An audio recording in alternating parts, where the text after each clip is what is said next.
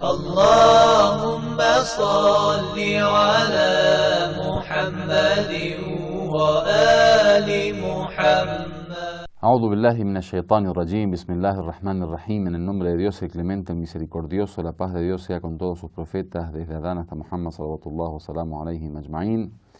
En la última clase que tiene que ver con esto de la contabilización de las acciones o los actos, vamos a hablar de cuál es la forma práctica de contabilizar, porque ya habíamos hablado que entraríamos en esta etapa a hablar ya prácticamente de cómo es el camino de la purificación. Ahora viene justamente esta parte de la práctica de la contabilización, cómo uno contabiliza sus acciones. El tema de la contabilización obviamente tiene que ver con esto de estar constantemente en un estado de conciencia y de no olvidar que Dios de alguna manera está siendo testigo de lo que hacemos. Y después ya el proceso práctico, en una narración qudsi, una narración de estas sagradas, donde Dios habla con los profetas, dice: Ya ibn Imran, kadiba man za'ima annahu yuhibbuni wa idha jannahu al-layl nama anni alaysa kulli muhibb yuhibbu khalwata habibi. Dice: oh hijo de Imran, miente aquel que pretende que mi amor, o sea, pretende que es alguien que me ama, y si aparece la noche, si llega la noche, se duerme sin, digamos, importarle. Dice: ¿acaso no es que todo enamorado ama o desea la soledad con su querido o con su enamorado? Es decir, que la noche, seguramente en este Hadith Qudsi, lo que quiere decir Dios es que la noche es el mejor momento para poder estar, diríamos, a solas con Dios. No estamos a solas porque obviamente Dios está, digamos, en compañía digamos, acompañando al mundo a cada momento, pero digamos es el momento en donde uno por lo menos se siente que está a solas, porque la noche toda la gente duerme. Entonces, tiene que ver con que quizá el tema del control, o mejor dicho, la contabilidad de las acciones tiene que ser por la noche específicamente, o sea, por lo menos preferentemente. Empieza el tema de la contabilidad con el musharata, que tiene que ver con esto de hacer un pacto con uno mismo. Cuando uno comienza el día, durante la mañana, lo que hace justamente es pactar y condicionar con uno mismo el hecho de que durante ese día va a tratar de controlarse y no cometer pecados. Ahora, nosotros dijimos que uno puede dejar o todo junto o paulatinamente. Lo más fácil es hacerlo paulatinamente. En el caso de que uno lo haga paulatinamente, entonces lo que debería hacer es que para cada acto que él está pecando o para cada época que él desea de alguna manera controlar su accionar y su comportamiento, lo que debería hacer es tratar de agarrar una enfermedad del alma o esto que detectó, digamos, como un defecto del alma, y cada día pactar sobre ese tema hasta terminar con eso. O sea, por ejemplo, yo soy envidioso, por poner un ejemplo, soy orgulloso, soy engrandecido, deseo el mal a los demás, pienso mal de la gente, soy celoso. Todo eso comienzo una a una de estas enfermedades a proponerlas como para la cura, y ahí digo, bueno, hoy, en mi primer día, voy a tratar de no celar, o de no envidiar, o de no enorgullecerme, o no creerme más que otros, o no engrandecerme. Y ahí comienzo mi día. Eso es el primer paso. Entonces es fundamental que uno tenga conciencia desde el comienzo del día que durante todo el día no va a cometer ese pecado. Y hace una especie de pacto consigo mismo, una especie de contrato entre dos partes, entre uno y su alma. De que, bueno, hoy no vas a pecar, hoy no vas a cometer ese pecado.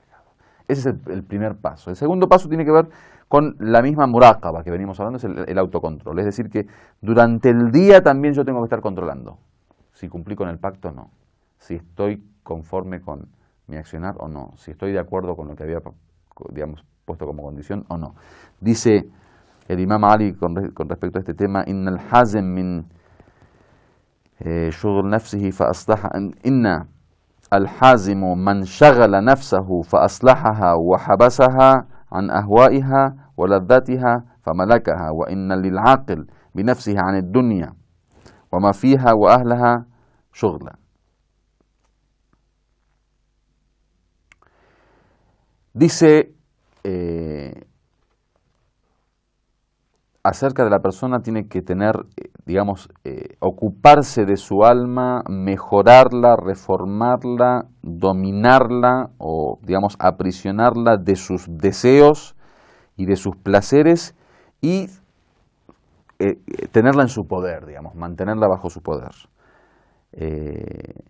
Y aquel que, digamos, tiene conciencia de sí mismo sobre el dunya, sobre bueno, la otra parte no tiene que ver con nuestro tema.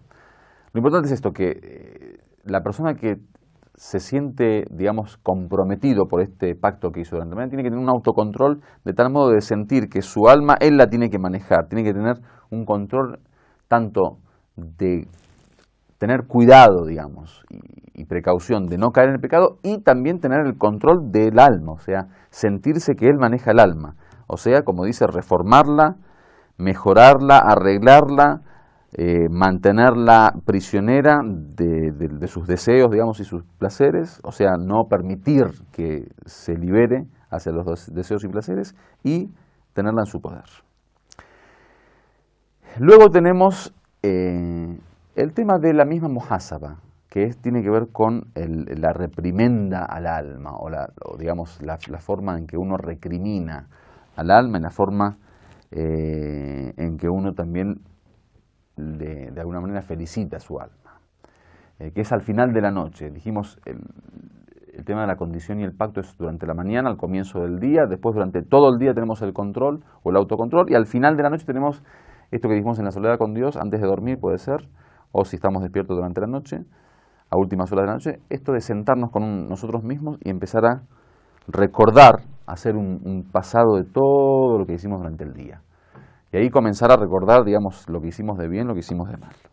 Obviamente cuando uno se da cuenta que hizo algo mal, lo que tiene que hacer es finalmente tratar de alejar esos pensamientos o esas acciones de su vida, tratar de prometerse nuevamente no volver a cometerlo, tratar de arrepentirse, de decir astaghfirullah, pedir perdón a Dios, pedir a Dios ayuda para que nos permita alejarnos, pedir a Dios que de alguna manera nos dé éxito en este tema de alejarnos del mal y del mal carácter o de las enfermedades del alma, y tratar de que Dios nos ayude.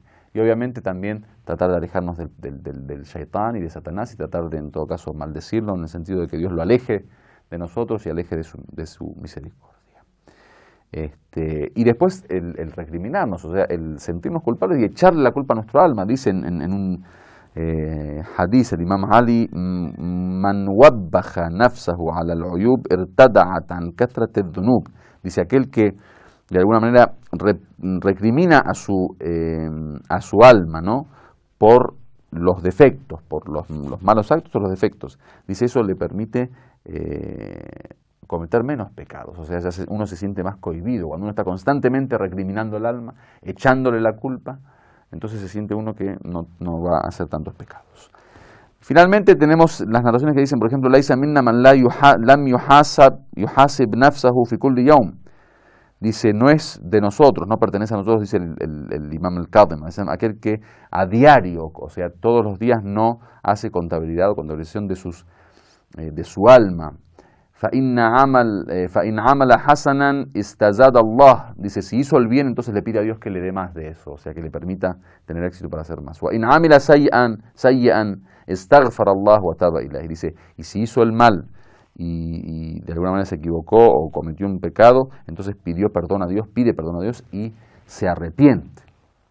Entonces, el que conoce, el que tiene, digamos, conciencia de lo difícil que es la cuenta en el día del juicio final, entonces lo que hace es tratar de aminorar, digamos, ese sufrimiento el día del juicio final, y tratar de él mismo contabilizar sus propias acciones para que el día del juicio final ya llegue arrepentido de ellas y llegue con mucha menos carga. Walhamdulillahi Rabbil Alamin.